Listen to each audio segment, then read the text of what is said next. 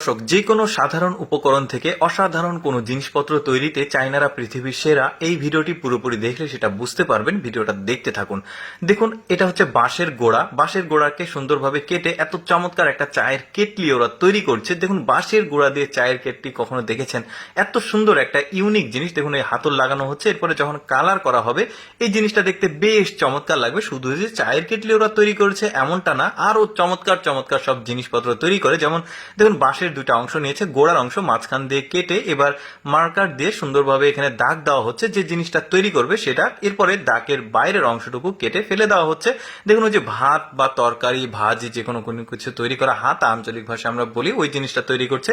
দেখতে বেশ চমৎকার। দেখতে পাচ্ছেন, এটা বাঁশের তৈরি একটা হাতা তৈরি করেছে। তারপরে এইটা দিয়ে কি করছে চলুন আমরা দেখি। বাঁশের গোড়ার অংশ কেটে নিয়েছে, এবার মাঝখান থেকে অপ্রয়োজনীয় অংশ, সেটা ফাঁপা অংশ ফেলে দেওয়া হচ্ছে। এবার সিরিজ কাগজ দিয়ে ঘষা হচ্ছে। দেখুন কত চমৎকার একটা বাটি তৈরি হয়, দেখতেও খুব সুন্দর লাগছে। আরো জিনিসপত্র তৈরি করা দেখাবো। যেমন এইটা দেখুন, একটা ইউনিক একটা বাটি তৈরি করবে। এটা আবার কাঁচা বাঁশ, আগেরগুলো শুকনো ছিল।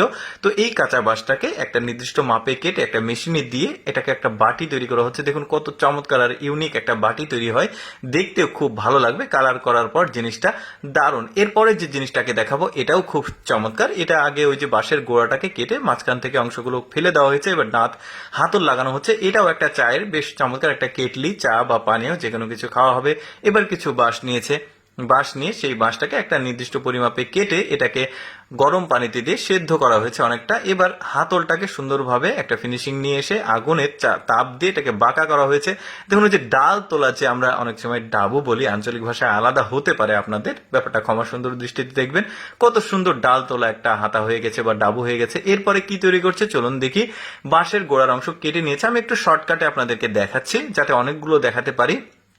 এই বাঁশের গোড়াকে সুন্দরভাবে কেটে মাঝখানে একটা রিং জাতীয় কোনো কিছু মুখে লাগানো হবে, এই জন্য আলাদাভাবে মাপ করে তারপরে কাটা হলো, আবার রিংটাকে লাগানো হলো।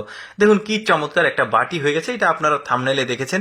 বাটি ঠিক না, একটা পট তৈরি হয়েছে, খুব চমৎকার। এই ধরনের শৌখিন জিনিসগুলো কিন্তু অনেক মানুষ কালেকশন করতে পছন্দ করে।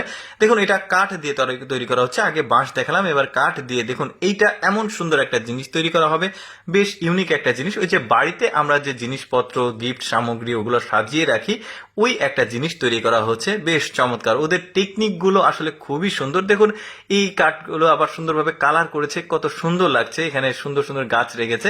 এইটা কি তৈরি করা হয় চলুন আমরা দেখি। এইটা সম্ভবত কয়েল রাখা একটা স্ট্যান্ড তৈরি করা হবে, বেশ সুন্দর। আপনারা দেখতে থাকুন। মানে মশার কয়েল রাখা এই জিনিসটা, এটা দিয়েই তৈরি করা হচ্ছে। কি তৈরি করা হচ্ছে শেষ পর্যন্ত দেখলে বুঝতে পারবেন। দর্শক, কেমন লাগলো আজকের ভিডিওটি কমেন্ট করে জানাবেন। আর এইরকম ভিডিও প্রতিদিন দেখতে আমাদের পেজটি ফলো রাখুন।